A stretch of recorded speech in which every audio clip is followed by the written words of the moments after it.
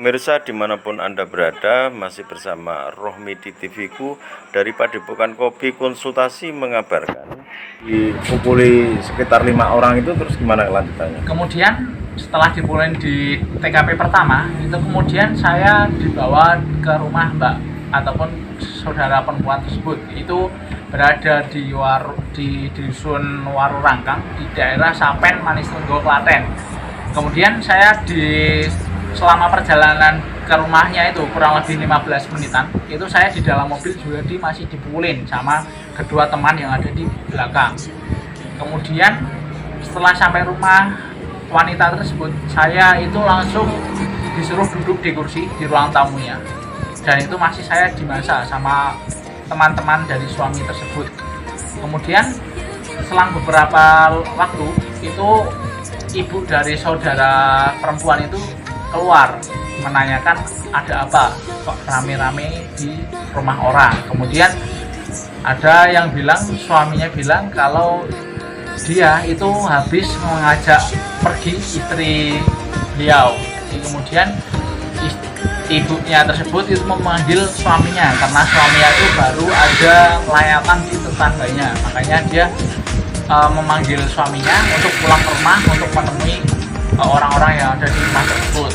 Selama waktu saya menunggu itu posisi saya masih dipukulin, kurang lebih ada 10 orangan yang memukulin saya, meroyok saya.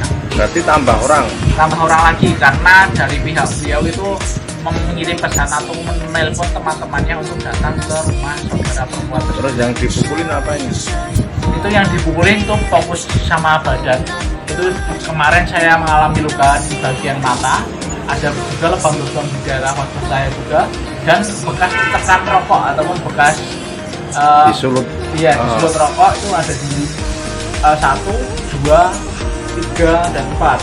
Ada 4 bagian yang dirokok, dan telinga kanan kiri itu mengeluarkan darah dari dalam. Kemudian di telinga keluar di sebelah sini itu sobek, ada 5 jahitan yang. Terus saudara sudah visum? Saya sudah visum. Jadi waktu malam hari pas kejadian itu, jadi saya ketemu sama orang tua dari beliau, dari saudara perempuannya, dan orang tua saya juga dipanggil untuk datang ke rumah tersebut. Kemudian dari pihak sana itu meminta pertanggungjawaban, itu suruh menikahi ataupun suruh memperistri wanita tersebut. Akan tetapi saya tidak mau karena saya merasa tertipu.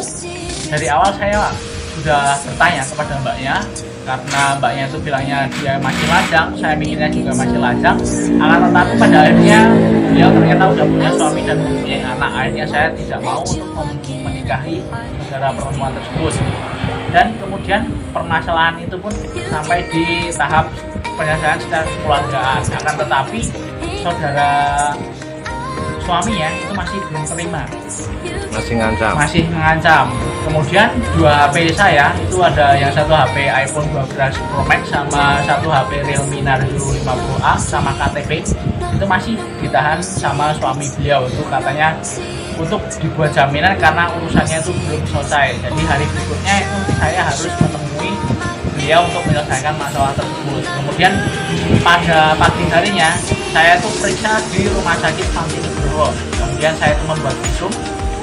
Kemudian tepatnya pada jam 12 siang setelah libur, saya memutuskan untuk melapor di Polres Klaten untuk mengadu adanya kekerasan terhadap saya. Jadi amankan polisi berapa? Kemudian untuk tersangkanya itu yang sudah diamankan polisi itu ada 3 orang. Yang pertama itu suami dari saudara perempuan yang namanya. Kemudian satu itu bosnya, Arif sebagai bosnya. Dia sudah diamankan di Polres Klaten. Kemudian permasalahan ini kan sudah sampai di tangan yang berwajib. Kemudian tuntutan saudara apa dengan yang berwajib?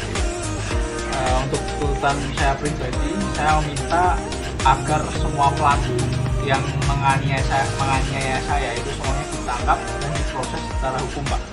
Jadi permintaan itu saya, Pak. Oke, gitu ya. Jadi tidak ada istilah damai-damaian begitu? Tidak, Pak. Harus sesuai hukum dan sesuai jalur, semua harus ditangkap, Pak. Iya, oke. Makasih ya.